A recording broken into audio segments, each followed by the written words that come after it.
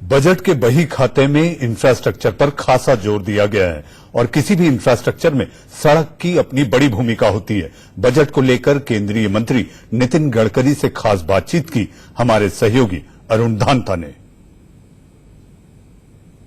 देश के विकास को रफ्तार देने वाले मोदी सरकार के सबसे कद्दावर मंत्रियों में से एक नितिन गडकरी हमारे साथ में मौजूद हैं। बात करते हैं गडकरी जी से।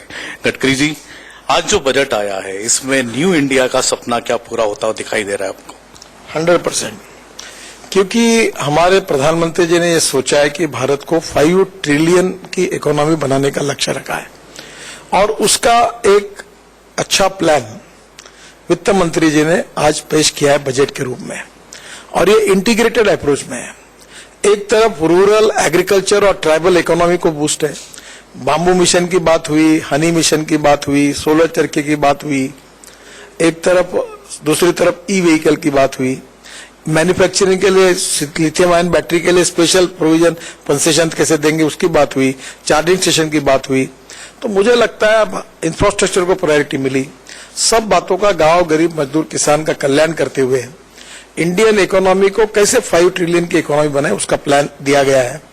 मुझे बताते हुए खुशी हो रही कि स्वाधीनता से लेकर 2014 तक जो हमारे इकोनॉमी का साइज था वो 2014 से 2019 में उतना डेवलपमेंट हुआ है, यानी अब 3 ट्रिलियन इकोनॉमी बनी है।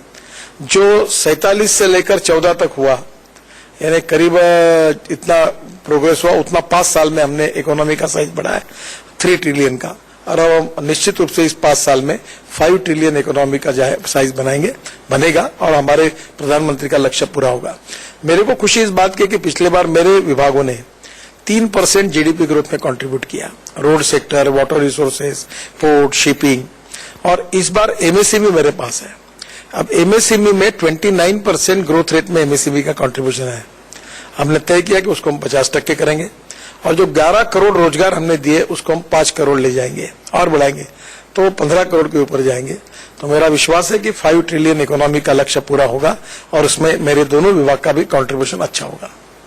गडकरी जी, परिवहन मंत्रालय आपके पास पहले भी रहा, फिर से आपके पास है, कितना मिला इसको? परिवहन मंत्रालय को कितना मिला है सर? क्या गांवों को सड़कों से जोड़ने का सपना पूरा हो जाएगा इससे? देखो, 78,000 करोड़ हमारा बजट पिछले साल का था।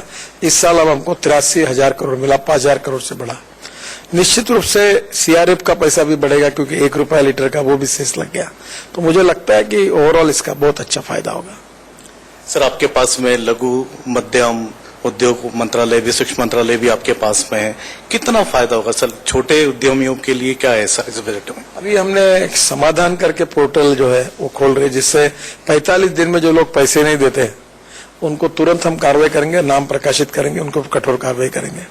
दूसरी ओर अभी हमने 100 टेक्नोलॉजी, रिसर्च और स्किल ट्रेनिंग के सेंटर हम खोल रहे हैं। फिर प्राइवेट सेक्टर के साथ भी हम स्किल और ट्रेनिंग और रिसर्च सेंटर खोल रहे हैं।